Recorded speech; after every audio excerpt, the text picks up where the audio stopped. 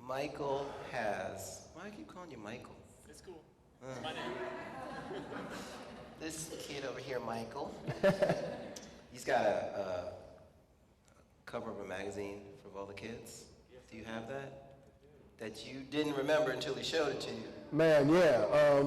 Look at that. Tell us about that. Well, oh man. It's all coming back now, isn't it? Man, I gotta tell you, like, my father, he was blunt on how he dealt with the kids. His favorite line was, "Don't ask me a question unless you can handle the answer, because I'm gonna tell you the truth." All right? So as we're on, he's no longer dancing, and we're dealing with life stuff, you know.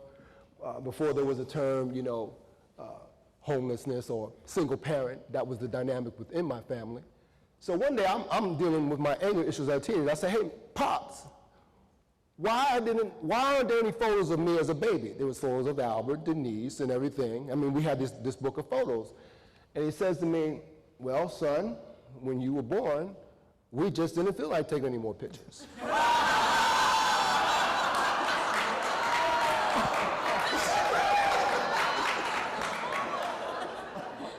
He puffed a cigar, looked at me, and I walked away. I'm like, okay.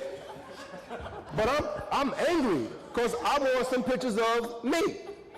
So all my life, I've been like, man, I wish I just had one photo, you know? And I contacted my sister in New Jersey. Does Cena have any photos of me? He said, no, nothing. So when me and Mike hook up, he says, "Man, I have some photos of you and your dad." I said, okay. I figured photos of my dad. And I said, what photo could he possibly have of me? So I opened up the email, and when I saw that, I just cried. And I realized that my father and mother really loved me as a child, because you can't fake that. I mean, I'm happy. I'm happy. You know what I mean? That's like, you know what I mean?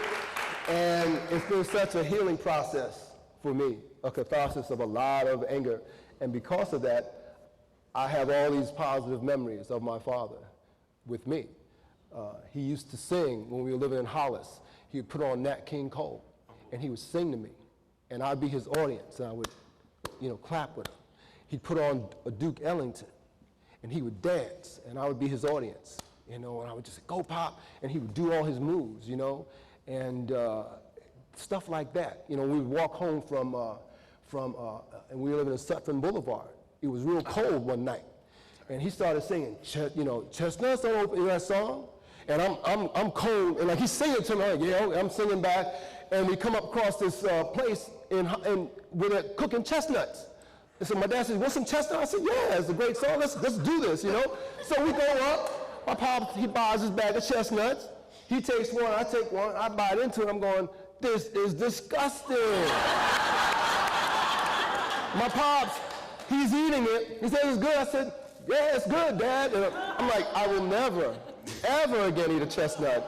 And why did Nat King Cole think of it? There's nothing good about it. Maybe it was like never again, you know? So these are things that I had just forgotten.